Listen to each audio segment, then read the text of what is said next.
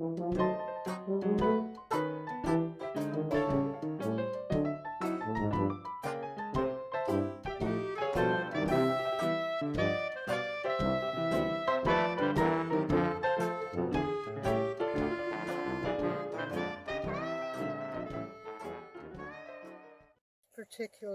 period, we lived in another house in another city. I think it was probably Muncie, but I can't remember where it was.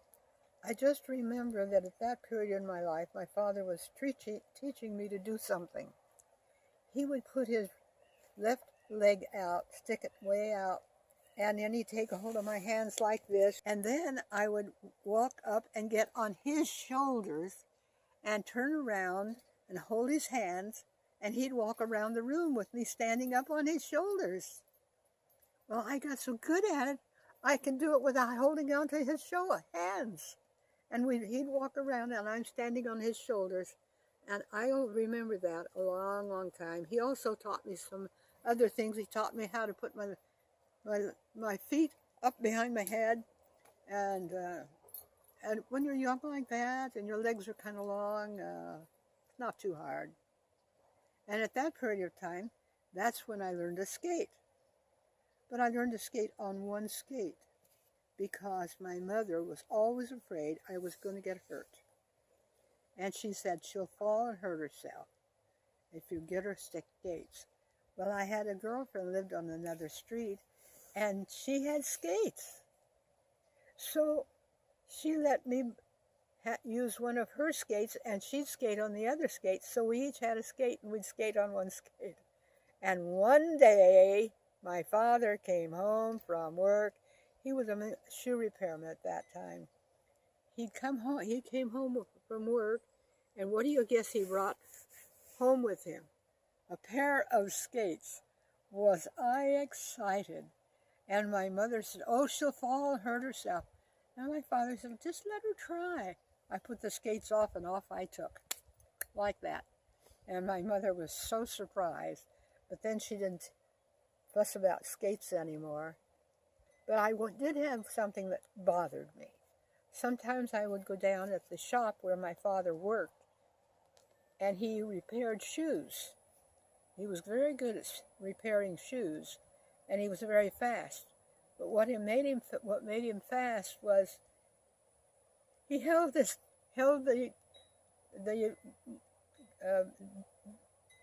nails in his mouth, and when you needed one, you take one out and bang, bang, bang, take one out, bang, bang, bang, and I was always afraid. Well, many years went by. My father had a problem. I forgot to mention when he was doing the shoe repairing, he was doing it on crutches. So most of my life, my father was on crutches. So he had a thing called osteomyelitis of the hip joint, and anyone watching this and puts it all together, it's just an inflammation of the hip joint. And eventually that took his life. He was ill for a long time. He was in the hospital for a while, and then he came home, and then he passed away when I was 14. I missed my father because he had always, I don't say that he played with us, but he did things with us that we enjoyed doing. And so when my father died, I thought it was the end of the world till the postman went by the house, and I said, well, I guess life goes on. But my mother married within the year, and that didn't work out. And so, because my mother had no way of making a living, she had all us 5 children, no way to take care of them. I don't know how we got along. I'm not aware of any of those kinds of details. But the county people decided that Mother wasn't capable of taking care of us. I don't know all the ins and outs and details because I was only 15. But I was too old for the orphanage, and they sent me to a different orphanage where older children were. I was there one day because I didn't like it there. It was out in the country, the floors were wooden, and I didn't like it there. So when everybody went to bed, I went in the bathroom, climbed out the bathroom window, and went down to the next city. Well, I got to the next city by going down the railroad track. However, there happened to be a gentleman patrolling the streets. And he says to me, "What are you doing at this time of night out?" I said, "I'm going home to my mother." And he says, "Well, you can't do it tonight." So they put me in a jail cell because that's the only place they had to put a young girl, 15 years old. Well, after that episode, my mother disobeyed a rule they had given her, and that was my fault because I begged her and begged her and begged her, and she finally let me go with a group of people who were selling magazines. That was a big mistake for her to do that because they went out of town, and I went out of town with them. So that led to my being taken from my mother, and I was sent to another town, which doesn't make sense at all to me, but anyway, Anderson, Indiana. It was a very nice place to be because everybody were Christians there. Everybody except maybe some of the inhabitants of that place. But that's where I went to school. I think that was high school at that time. I have to say that I was afraid of my stepfather, and I didn't have a very good time at that home because I was always afraid that he would come and get me and I'd take me away from that orphanage. And there were other things, however, that I liked. The people were nice. They were kind to me. And my teacher told me that I was a good student, except for one thing. He said, "If you buckle down, you'll make an A, but if you don't buckle down, you're going to get an F. This is for geography." So I buckled down and I got an A. Let's see, I was there for quite a while. I remember working out in the gardens. They had gardens there. I'd work in the gardens, and I enjoyed that because I could be out under the blue sky, which we have here today, which is very, very beautiful. And I think that's where I learned a song. I don't know if I can sing the whole thing, but it starts out like this. Make me a blessing. Make me a blessing. Oh, Jesus, I pray. Make me a blessing to someone today. I sing that song a lot because I love Jesus, because in my being an orphan, I had nobody, and I didn't even have Jesus. And one day someone tried to introduce me to Jesus, but I was not interested. This is because I was 18 and I thought I could take care of myself. I'd been in foster homes and it hadn't worked. Now I'm in a place called the YWCA Blue Triangle Hall. So I didn't think by this time that I needed God anymore.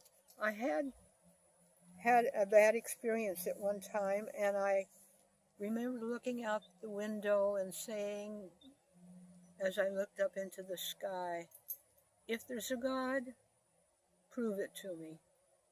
But it was a while before I found out there really is a God. And it's this time, because this young lady was trying to tell me about being a Christian, and I was not interested anymore. I was just getting ready to graduate from high school, or maybe I'd already graduated. I can't remember. It's just about that time. And so when she tried to tell me about him, I said, you know what? I don't know God.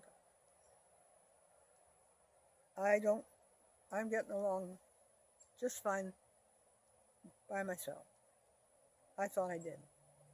Well, a few days later, which wasn't very long, I decided to visit another young lady that lived at this place, the Blue Triangle Hall, and she and her sister were Christians, and we all knew that. And their names were Dorothy and Evelyn. Well, Dorothy left to go home to Michigan and left her sister behind, and I thought to myself, oh, I think Evelyn's going to be awfully lonely after Dorothy leaves. I think I'll go up and visit her and just make her feel better. So I did. Went up there. She invited me into her room, sat down on the end of the side of the bed. In those rooms, we had a bed and a chest of drawers, and that was it. So she's sitting, this particular room, however, had a chair. So she's sitting in the chair by the bed. I'm sitting on the side of the bed like I'm sitting here. And what do you think she did? She started telling me about things from the Bible. Well, I didn't know those things. And pretty soon I had a most amazing thing happen. You may not believe this, and it's the only time this kind of thing ever happened to me. Never again. I had a very vivid, what do you call it? Vision. Sometimes I forget.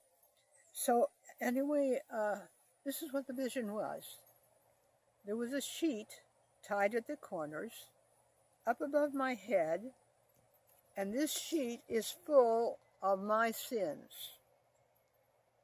And it was pushing down on my head. The next thing I knew, I was on the side of the bed, kneeling by the side of the bed. And she said to me, if we confess our sins, he is faithful and just to forgive us our sins. And what's the rest of it? Cleanse us. Cleanse us. From all unrighteousness. Of all unrighteousness. And so, now I didn't know that verse. I just remembered she said it, but I didn't know where it came from. I just knew God said it. So I prayed and asked God to forgive me, and I got up off the side of the bed, and I was a Christian. And I've been a Christian ever since. But I started out as being a very poor Christian, for I knew absolutely nothing about the Bible. Nothing. I didn't even know there was a Bible. But she said to me, now you have to go to a good church. I said, church? I don't know any churches. She says, I'll tell you a good one. So she told me how to get there, and Sunday came, and I went to that church. And the pastor was very nice, and he became a wonderful teacher, not just for me, but I mean for the whole church. But then he told me that I had to get a Bible. I said, Bible? I don't have a Bible. And he said, well, I'll tell you how to find one. So he sent me to a Bible bookstore. I went to the Bible bookstore, and I got a Bible. Well, that was very fine. There's only one problem. I didn't know that there was two things in the Bible called testaments, a New Testament and an Old Testament. And I didn't know where Moses was. I didn't know where John was. So I got so frustrated, I went down and got some butcher paper and made a timeline. Now I knew that Moses was in the Old Testament and John was in the New Testament. That helped out a lot when I was hearing a sermon. So I was a member of that church for 3 years because after I became a Christian and finished high school, I had decided that instead of going into journalism, I really wanted to become a nurse.